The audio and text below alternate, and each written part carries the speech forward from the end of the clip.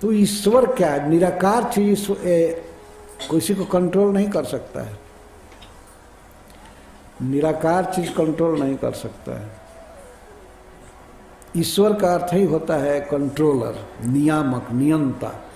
नियंता नियमन करता है, चाहे उसके नियमन का जो भी उपाय हो, लेकिन वो नियमन करता है। ईश्वर, ये लोग कहते हैं ईश्वर सब जगह है, पर ईश्वर निराकार है। उसका कोई नाम नहीं है, कोई रूप नहीं है, न वो बोलता है, न भोजन करता है, न चलता है, न सुनता है। तब तो ये निराकारवादी जो भजन करते हैं, इसको तो कभी ईश्वर सुनेगा नहीं, है ना? वो सुनता है ही नहीं। इस विषय पर हमारे साथ एक व्यक्ति की बहस हुई थी दुबई में। वो अजीब ढंग से, वो तो दृश्य हमने देखा है। वो हमसे पूछा, तुम हिंदू हो? तो मैंने कहा कि हाँ। हिंदू लोग पत्थर पूजते हैं, हमने सुना है कि स्टोन पूजते हैं, क्या ये सत्य है? तो हमने कहा नहीं, हिंदू लोग पत्थर नहीं पूजते हैं, हम तो हैं ही। तो मैंने कह दिया कि यहाँ तो इतना पत्थर बिछा हुआ है, मैं तो पैर दे करके सब पर चल रहा हूँ, पूजा कहाँ कर रहा हूँ? फर्श बिछा हुआ था तो पत्थर ही पत्थर, और बड़े बड़े ढोका भी जहाँ तहाँ रखे हुए थे। वो तो बालू बालू है ना, और जगह से ला करके।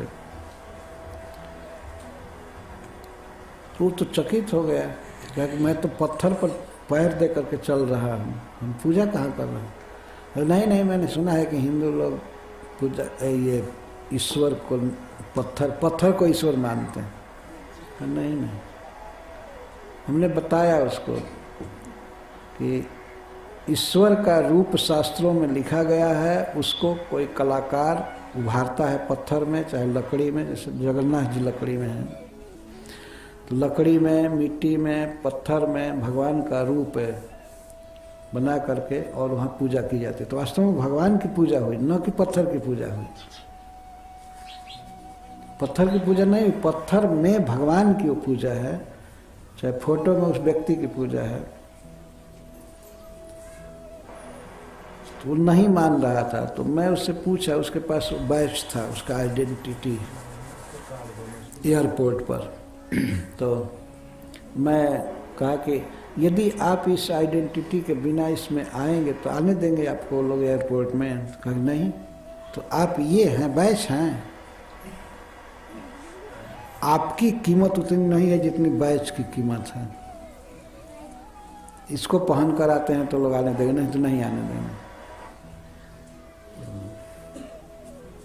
ऐसा करते करते करते बात चलने लगी कि हम अर्चा विग्रह का महत्व में बताने लगा कि भगवान वास्तव में मूर्ति में उतरते हैं हमारी पूजा को स्वीकार करने के लिए, हमारी प्रार्थना को सुनने के लिए, हमारे द्वारा दिए गए भोजन को लेने के लिए, हमारा सुख दुख सुनते हैं, देखते हैं।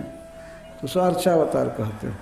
वो नहीं मान रहा था, नहीं मान रहा था। खासकर सुनने पर मैं जोर दिया। भगवद गीता का भी प्रवचन किए हैं भगवान, ऐसे किए हैं, ऐसे। बीच बीच में अल्लाह शब्द कह रहा था कि अल्लाह प्रवचन किए हैं कुरुक्षेत्र में। तो ये तो ईश्वर बोलता है, इसे कैसे, जब आकार ही नहीं है तो कैसे बोलेगा, सुनेगा? तब तक तो नमाज का टाइम आया वहाँ पर, और वो भी नमाज पढ़ने लगे, और सब लोग नमाज पढ़ रहे थे। मैं जप कर रहा था धीरे धीरे, हरे कृष्ण कृष्ण कृष्ण हरे हरे, हरे राम। तो जब नमाज समाप्त हुई तब वे ऑफिसर थे बैठे, मैं टेबल के दूसरे तरफ था बैठा। हाँ ठीक है, तो वो अपने आप चालू किए। मैं तो सोच रहा था कि बंद हो जाए, मैं जाऊँ दूसरी ओर, लेकिन वो पूछने लगे, हाँ आप कह रहे थे कि भगवान सुनता है, ये करता है, वो करता है। हाँ सुनता है, नहीं नहीं, भगवान कैसे सुनेगा उसको। तब मैं पूछ दिया उनसे, आप अभी जो नमाज पढ़ रहे थे तो इसमें ईश्वर से प्रार्थना ही कर रहे थे ना, भगवान से कुछ कह रहे थे ना। मैं व्याख्या किया, नमाज का मतलब होता है कि भगवान से, अल्लाह से हम कुछ कहते हैं। हाँ तो कहते हैं, तो आपको विश्वास है वो सुनता नहीं है? जब सुनता नहीं है तो आप पढ़ कर क्या करेंगे? इसका क्या बेसिस है कि हम कुछ कह रहे हैं भगवान से और सुनता है ही नहीं? तो आप लोग तब तो बेकार ये सब कर रहे हैं।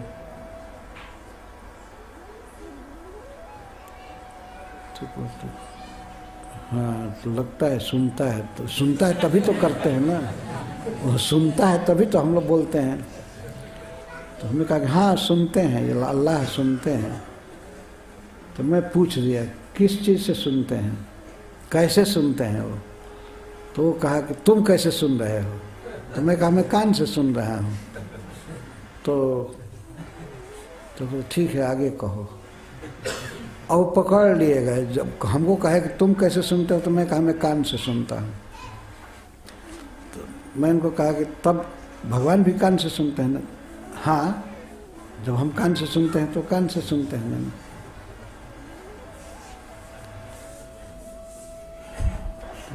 तब मैं कहा अच्छा ये बताइए, भगवान सुनते हैं, आपको विश्वास हो गया ना?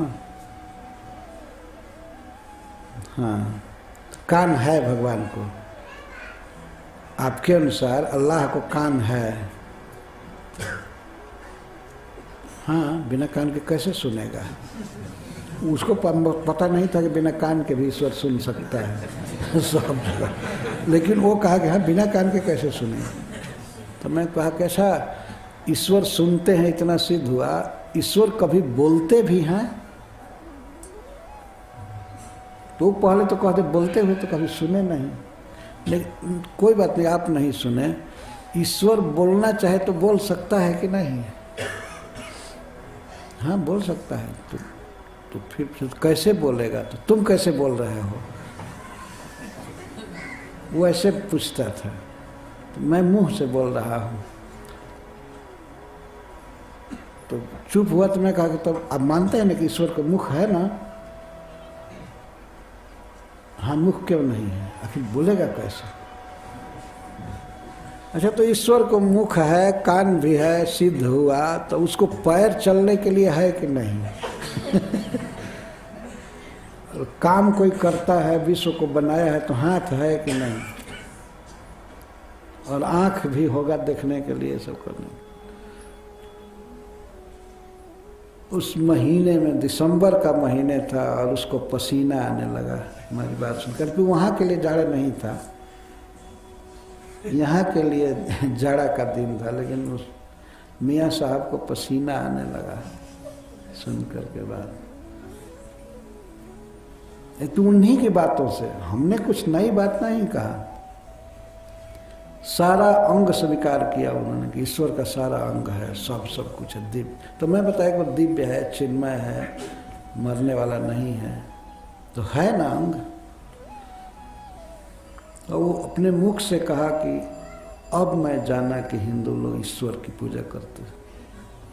अंत में बात वो माना, अपना फ़ोन नंबर भी दिया, उसके ऑफिस का फ़ोन नंबर था, लिखा भी था, बाद में भूल गया।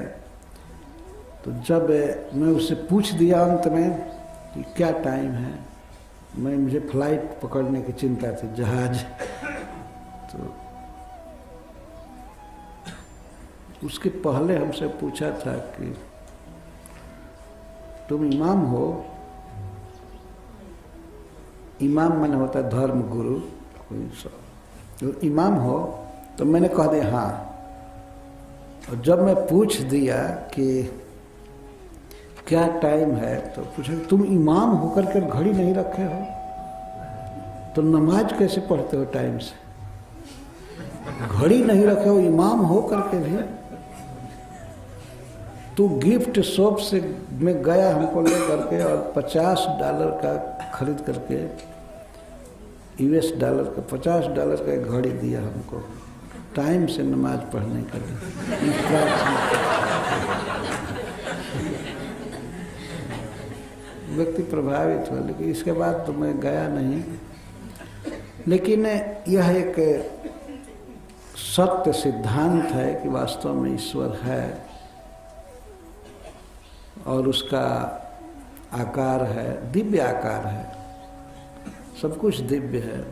आँख है, नासिका है, नेत्र, सिर है, पैर है, सब कुछ अद्भुत है।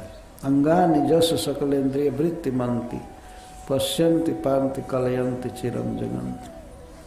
यह मानना धड़ल्य है कि ईश्वर निराकार है, यह मान्यता ईश्वर नहीं है मानने के बराबर है। हरे कृष्णा कृष्ण कृष्ण हरे हरे, हरे राम राम राम